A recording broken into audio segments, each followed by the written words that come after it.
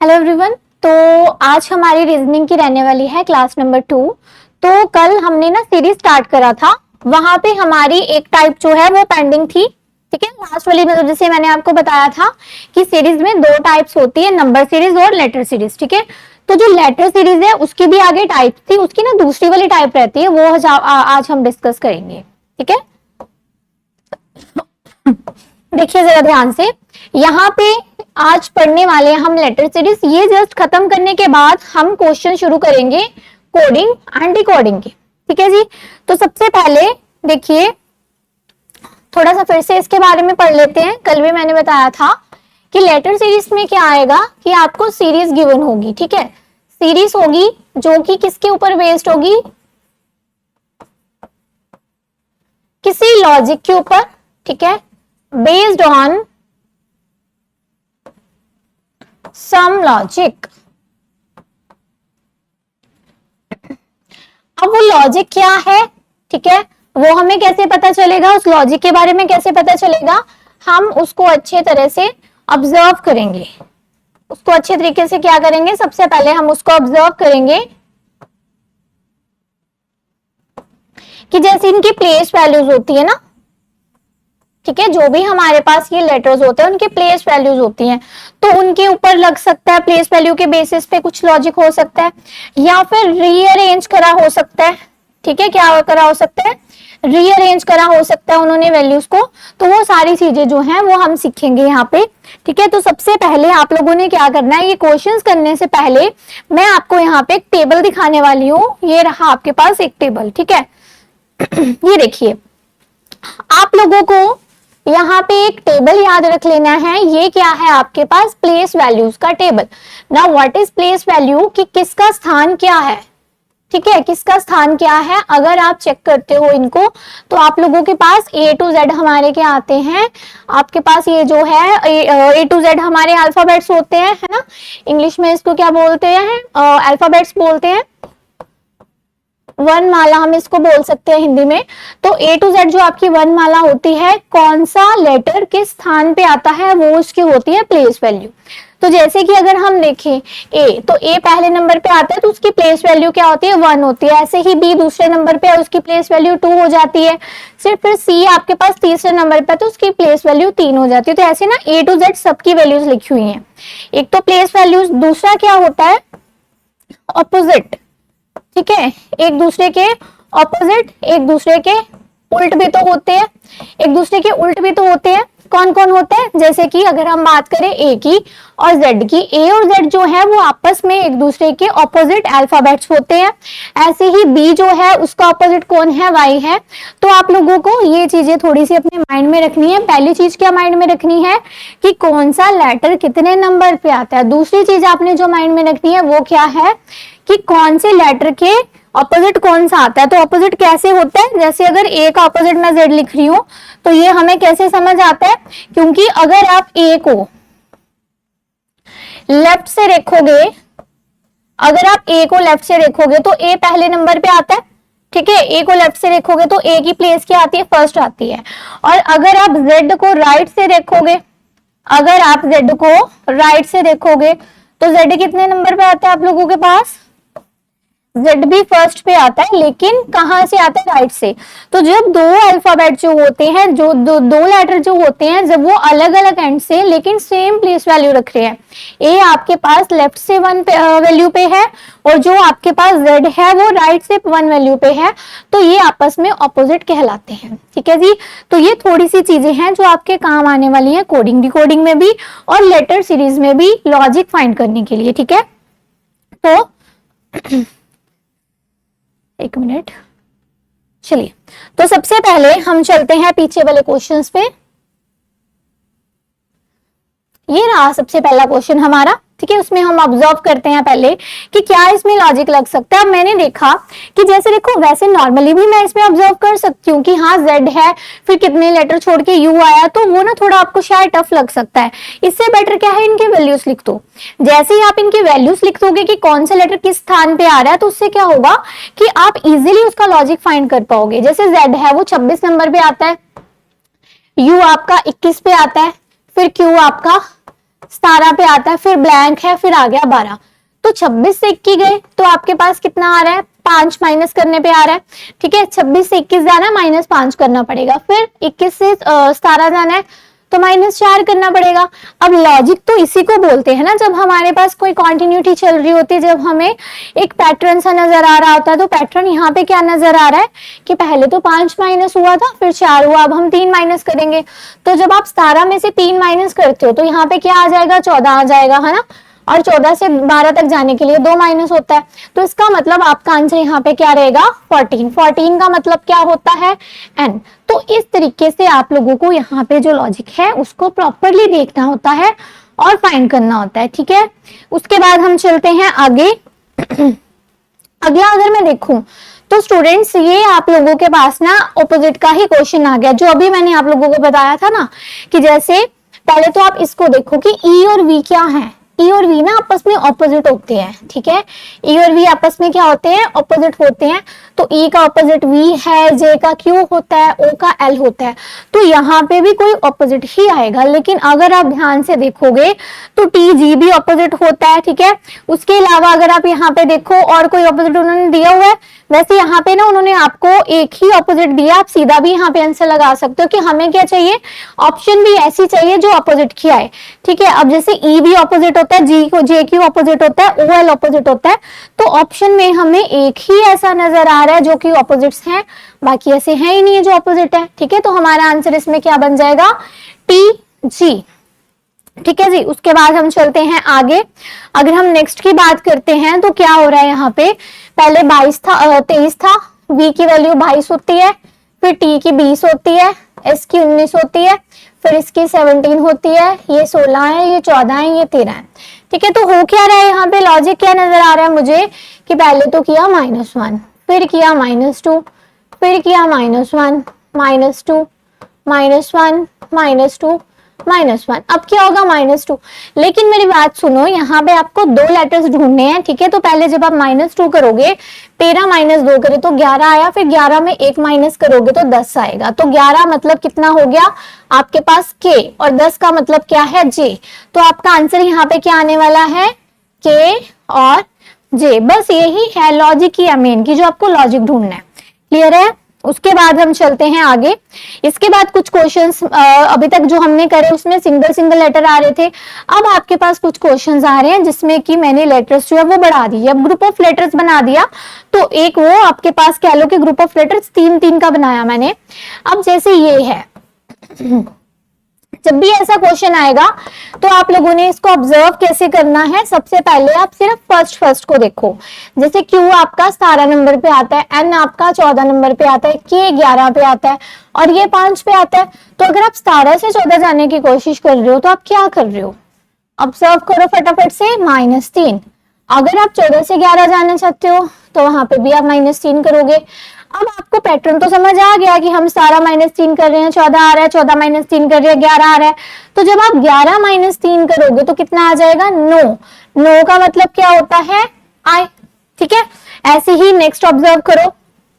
अगर आप यहाँ पे देखोगे, एक मिनट रुको जरा, नहीं -8 आएगा, सॉरी। ठीक है, 8 आएगा, क्योंकि अगर हम 3 माइनस करेंगे तो 8 आएगा ना, मैंने 9 लिख दिया। तो हमारा जो आंसर है वो किससे स्टार्ट होगा, H से स्टार्ट होगा। और H वाली तो एक ही ऑप्शन है, तो आगे हमें जाने की जरूरत नहीं पड़ी। ठीक है, ऑप्शंस बहुत आपको यहाँ पे हेल्प करने वाली हैं, तो ऑप्शंस को जरूर ऑब्जर्व करना है आपने। सो नेक्स्ट आप लोगों के पास है ये।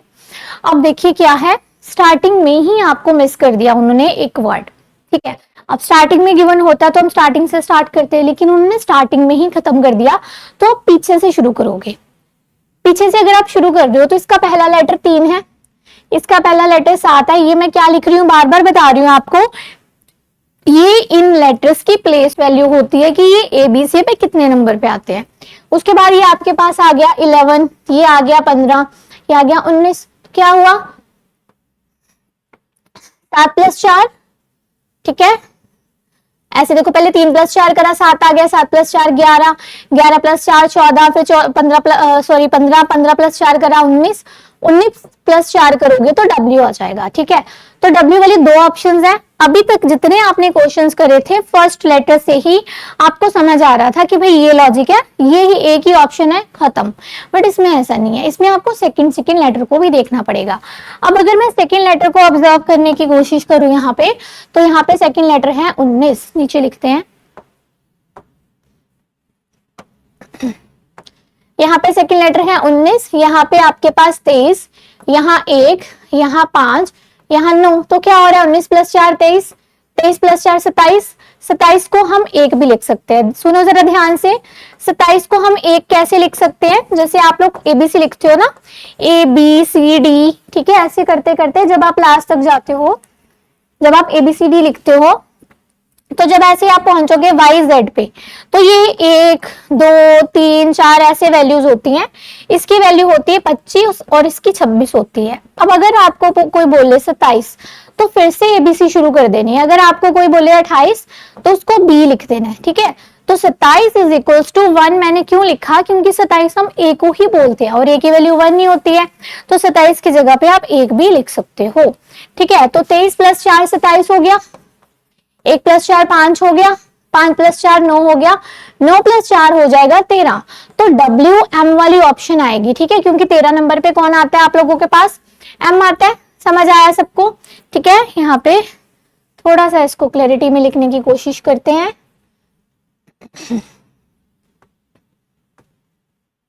तो यहाँ पे ये लॉजिक चल रहा है कि +4 हो रहा है, इसमें भी जब आप +4 करोगे, ऊपर भी +4 चल रहा था, तो इस अकॉर्डिंग पहला हमारा M आया और दूसरा हमारा पहला हमारा W आया, दूसरा M आया, तो 2 से ही समझ आ गया कि WM वाली ऑप्शन आनी है।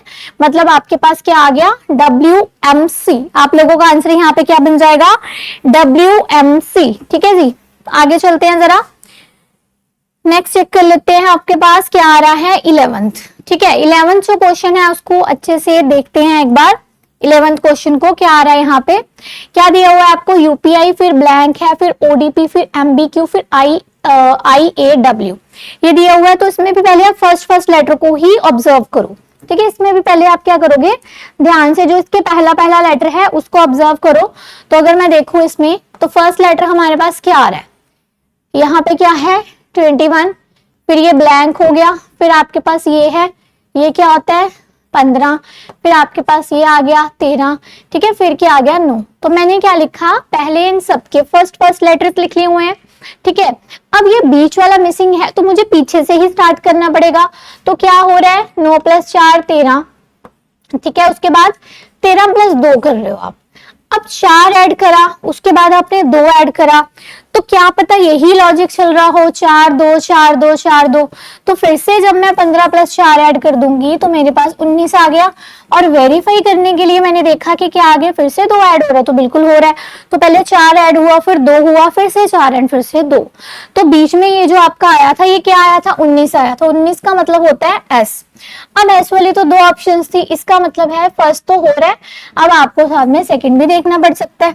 ठीक है, जब आप इसमें सेकंड देखोगे तो सेकंड में क्या क्या आ रहा है 16, इसका सेकंड ब्लैंक है, अगले का सेकंड क्या है 4, अगले का सेकंड क्या है 2 और नेक्स्ट का सेकंड है 1। तो जब आप इसको देखोगे तो क्या होगा, 1 से अगर आप 2 जा रहे हो तो ये डबल हो रहा है ना, 2 से 4 जा रहे हो डबल हो रहा है, 4 से 2 जाओगे, पीछे से चल रहे हैं हम, ठीक है, पीछे से हमने चलना स्टार्ट करा, तो 4 से 2 जाओगे तो क्या हो जाएगा फिर 8। 8 का मतलब होता है H, इसका मतलब है SH वाली आपके पास ऑप्शन आने वाली है। कौन सी ऑप्शन आने वाली है, SH वाली। तो SHJ जो है वो हमारा करेक्ट आंसर हो जाएगा। इसके बाद नेक्स्ट देख लेते हैं एक बार। अगर हम बात करें नेक्स्ट की, तो ये हमारे पास जो है वो 12th क्वेश्चन है। ठीक है, क्या करा इसमें इन्होंने कि जैसे दिया हुआ है GH, फिर JL, NQ, SW, तो इसको अगर फर्स्ट को ऑब्जर्व करें तो ये है 7, ये क्या है 10, ये क्या है 14, ये क्या है 19 और ये क्या है 25। तो इसमें कितना ऐड हुआ, पहले 3, उसके बाद कितना हुआ आप लोगों के पास 4, फिर कितना हुआ 5 एंड फिर कितना हुआ 6। तो यहाँ हमने लॉजिक जो ऑब्जर्व करा है वो ये करा है कि एडिशन कर रहे हैं, किस तरीके से कर रहे हैं 3 4 5 एंड 6। अब आगे और कर लो, 7 ऐड करो, 25 में जब आप 7 ऐड करोगे, ठीक है, तो कितना आएगा आप लोगों के पास, आप F पे पहुंच जाओगे। Y में से, क्योंकि मैंने आपको बोला ना कि जैसे आपके पास फिर से ABC शुरू हो जाती है, कि जैसे Y है, जब आपने Y में 1 ऐड कर दिया, ठीक है, Y है, उसमें जब आप 1 ऐड कर दोगे फिर आप Z पे पहुंचोगे, लेकिन आपको टोटल 7 ऐड करना है। तो 7, जब आप Z से फिर से 6 आगे चले जाओगे ना, तो 6 नंबर पे आपके पास F आ जाएगा, ठीक है। तो F का मतलब क्या है, ये आएगी ऑप्शन, या फिर ये आएगी। तो ये तो अभी फर्स्ट की बात हुई। अब हम सेकंड की भी बात कर लेते हैं। अगर हम सेकंड को ऑब्जर्व करते हैं, तो यहाँ पे आपके पास 7 आ रहा है, यहाँ आपके पास 10 आ रहा है, यहाँ पे आपके पास 14 आ रहा है, फिर 19 आ रहा है, और फिर क्या आ रहा है, 25। तो 7 + 3 10, वो सेम ही चीज चल रही है, आप चेक कर सकते हो। अच्छा रुको, मैंने दोबारा वही तो नहीं लिख लिया, 1 मिनट देखो जरा ध्यान से। अब जरा हम सेकंड को ऑब्जर्व करके देखते हैं। यहाँ पे अगर सेकंड की बात करें तो यहाँ पे 8 आ रहा है, यहाँ पे 12 आ रहा है, आप सेकंड देख रहे हैं। यहाँ आपके पास 17 आ गया, 23 आ गया, और ये 4। तो ये क्या बनेगा, 8 + 4 11, फिर उसके बाद 5 ऐड, फिर उसके बाद 6 ऐड, एंड उसके बाद 7 ऐड, क्योंकि 23 में जब आप 3 ऐड कर दोगे तो एबीसी खत्म हो जाएगी, 26 पे पहुंच जाओगे, और 4 और ऐड करोगे तो 7 टोटल ऐड हो जाएंगे, ठीक है। तो इसलिए यहाँ पे 7 हुआ। उसके बाद कितना करना है अब आपने, 8। तो 4 + 8 करते हो तो 12 आता है, 12 का मतलब क्या हो गया, L। तो आपका आंसर कितना बन जाएगा, FL। क्लियर है। उसके बाद ये हो गया आपका यहाँ तक लेटर सीरीज खत्म। कल हमने स्टार्ट करा था, ठीक है, नंबर सीरीज हुआ था कल। लेटर सीरीज की एक टाइप हुई थी, दूसरी टाइप पेंडिंग थी, आज हमने वो खत्म करी है। उसके बाद मैंने आप लोगों को बोला इस चीज के बारे में, ये हम ऑलरेडी समझ चुके हैं कि एक तो हमने प्लेस वैल्यूज याद करनी है, दूसरी हमने क्या चीज याद करनी है इसमें, दूसरी जो चीज हमने इसमें याद करनी है वो है ऑपोजिट्स, ठीक है। तो दोनों चीजें हमने याद करनी है।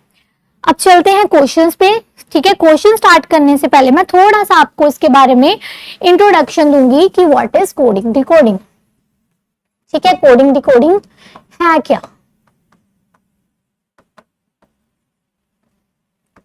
इसको हम हिंदी में कूट लेखन भी बोलते हैं, ठीक है। तो क्या होता है कि जैसे किसी चीज का कोड बताने का मतलब क्या है कि किसी चीज को डायरेक्ट नहीं लिखा हुआ, इनडायरेक्ट वे में लिखा गया है। किसी चीज को इनडायरेक्ट लिखा जाता है जब, तो उसको हम क्या बोलते हैं कि ये इसका कोड दिया हुआ है।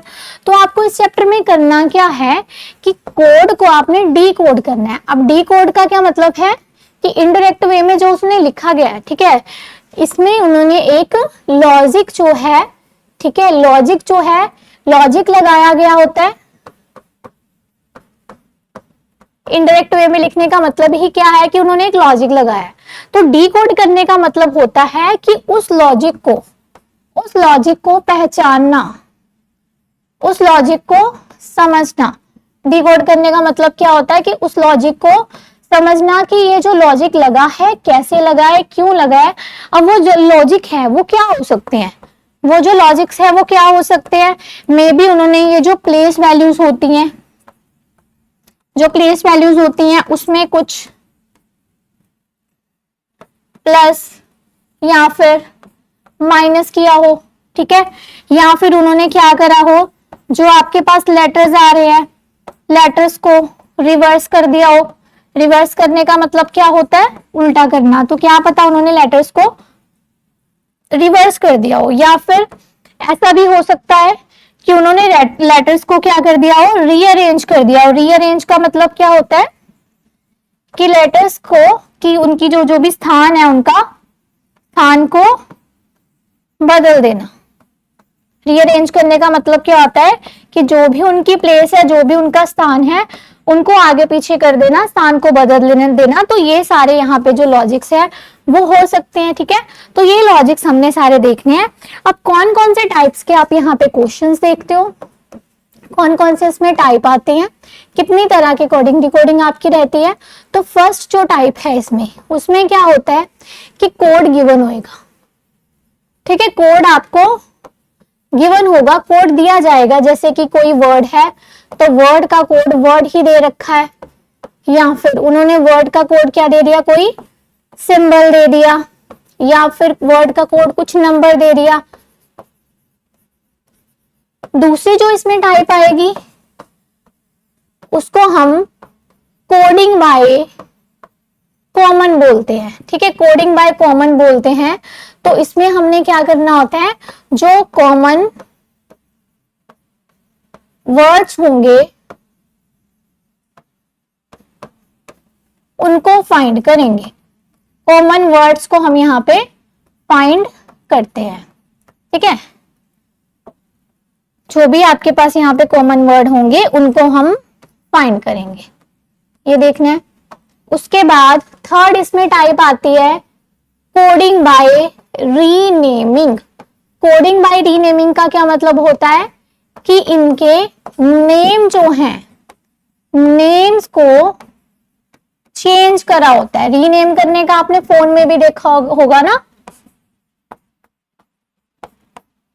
कि हम फोन में भी ऑप्शन आती है कि रीनेम करना। रीनेम का मतलब क्या होता है, नेम को चेंज करना। ठीक है, तो ये सब चीजें जो हैं वो आप लोगों ने पढ़नी है। तो आज हम फर्स्ट टाइप जो है वो स्टार्ट कर लेते हैं। ठीक है जी, आज हम ऐसे करते हैं कि फर्स्ट टाइप जो है अपनी वो यहाँ पे हम स्टार्ट कर लेते हैं। तो सबसे पहले आप ये देख सकते हो, क्वेश्चन के थ्रू मैं आपको समझाती हूँ। इस तरीके का आपको क्वेश्चन आता है, जैसे उन्होंने लिखा हुआ है कि in a some specific language monkey is written as this, उसके बाद लिखा है tiger will be written as. तो आपने सबसे पहले ये देखना है कि जो उन्होंने मंकी का कोड बनाया है, ठीक है, जो भी उन्होंने मंकी का कोड बनाया है, क्या बनाया है, XDJMNL। आपने ये देखना है कि ये कैसे बना, ये किस हिसाब से बना, किस लॉजिक से बना, हमें सबसे पहले ये ऑब्जर्व करना है। तो मैंने देखा कि जैसे m की वैल्यू 13 होती है। ठीक है, ये वैल्यूज लिखनी बहुत जरूरी है, बहुत काम आती है आपके। अगर आप इनको लिखते हो ना तो आप लोगों का लॉजिक थोड़ा जल्दी फाइंड हो जाएगा। ठीक है, तो इनको आपने थोड़ा सा ध्यान से देखना है। अब देखो जरा, अगर आप 13 से 24 तक देखो, अब लॉजिक फाइंड करना है। ठीक है, आपके सामने करूंगी मैं, बहुत ध्यान से देखो। अब 13 से 24 आपको लगेगा कि हाँ बहुत ज्यादा डिफरेंस है। अब 15 से 4 थोड़ा कम हो गया, 14 से 10 बहुत कम हो गया, तो ऐसी कोई तुक बन नहीं रही है ना। बट वही अगर मैं उल्टा देखना शुरू कर दूं, ये 25 ये 24, यहाँ मुझे समझ आ रहा है कि 25 और 24 में तो बस एक का ही डिफरेंस है। और अगर मैं 5 से 4 जाऊं, यहाँ भी मुझे समझ आ रहा है, यहाँ पे भी बस एक का डिफरेंस है। फिर मैंने 11 से 10 जाने की कोशिश करी, वहां पे भी एक का डिफरेंस है। ठीक है, तो ये थोड़ा सा ऑब्जर्व करो कि हाँ हमें लॉजिक तो लगाना है, बट बहुत बढ़िया वाला इन द सेंस कि जो एक पैटर्न बनाए, एक पूरा यहाँ पे लीनियर चले, कि हाँ पूरे क्वेश्चन में ये सेम पैटर्न चल रहा है या फिर सेम नहीं चल रहा, तो एक पैटर्न बन रहा है। लाइक पहले -1 कर दिया, फिर -2 कर दिया, -3 कर दिया, तो वो एक पैटर्न हो जाएगा ना। तो यहाँ पे अगर आप देखोगे कि 25 से 24 आए तो -1 कर दिया, 5 से 4 गए -1 कर दिया, 11 से 10 गए -1 कर दिया, 14 से 13 -1, 15 से 14 -1, 13 से 12 -1। तो उन्होंने क्या करा हुआ है, इसको रिवर्स करके ना पूरे वर्ड को उसमें -1 करा, पूरे वर्ड को उल्टा कर दिया और फिर क्या कर दिया, -1। अब सेम चीज मैं इसमें करूंगी। टाइगर हमें गिवन है, ठीक है, तो टाइगर में वैल्यू कितनी कितनी है, देखो 20 है, 9 है, 7 है, 5 है और 18 है। जब आप इसको रिवर्स करने वाले हो ना, तो रिवर्स करोगे तो 18 - 1 17 होता है, 17 पे ना क्यू आता है। ऐसे 5 - 1 4 होता है, 4 पे डी आता है, 7 - 1 6 होगा, उस पे एफ आएगा। 9 - 1 करोगे तो 8 आएगा, उस पे एच आ गया। 20 - 1 करोगे 19 आएगा, तो उसमें आ गया एस। तो Q D F H S क्या आएगा आप लोगों के पास, Q D F H S. तो आपका आंसर क्या बन जाएगा, ऑप्शन बी। ठीक है, तो ये था आप लोगों का फर्स्ट क्वेश्चन। सेकंड क्वेश्चन एक बार ऑब्जर्व करके देखते हैं, ध्यान से देखेंगे इस क्वेश्चन को, अच्छे से इसको ऑब्जर्व करेंगे, क्या लॉजिक इसमें लग सकता है।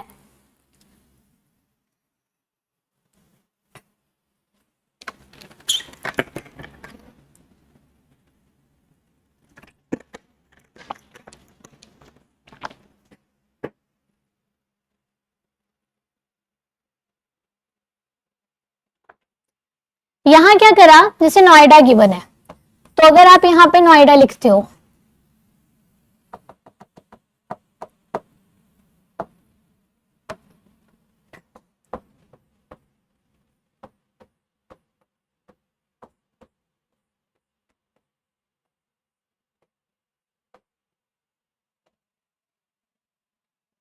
नोएडा का क्या दिया हुआ है हमें, ST,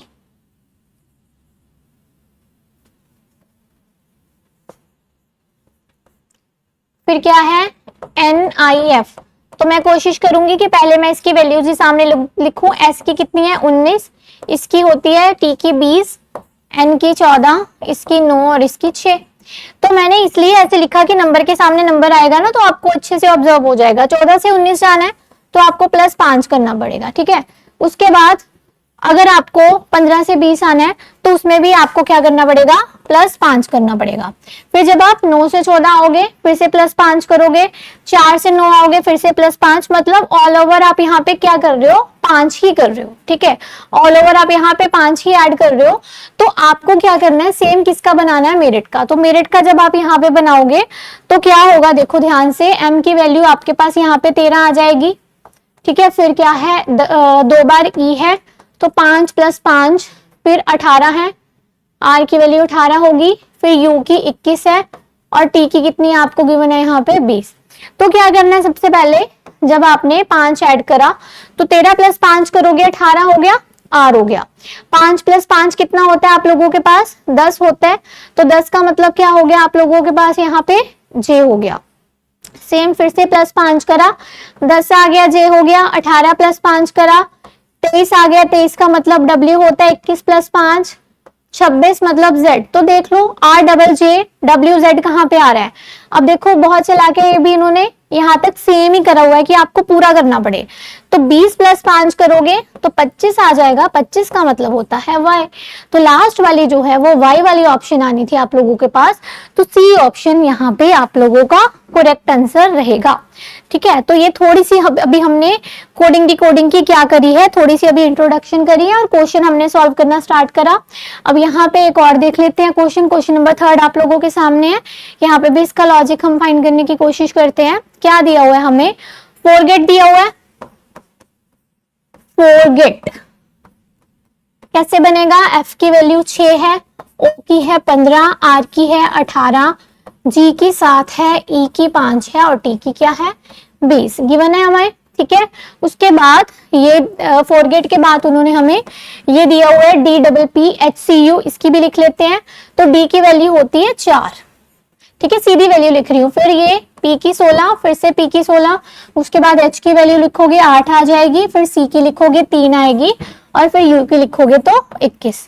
तो 6 से 4 जाना है तो -2 कर दिया, 15 से 16 +1, 18 से 16 -2, फिर से +1, 5 से 3 -2, 20 से 21 +1, मतलब -2 +1 -2 +1। ये लॉजिक मुझे समझ आ गया। अब मैंने सेम लॉजिक इसमें लगाना है, डॉक्टर में देखो जरा ध्यान से इसको।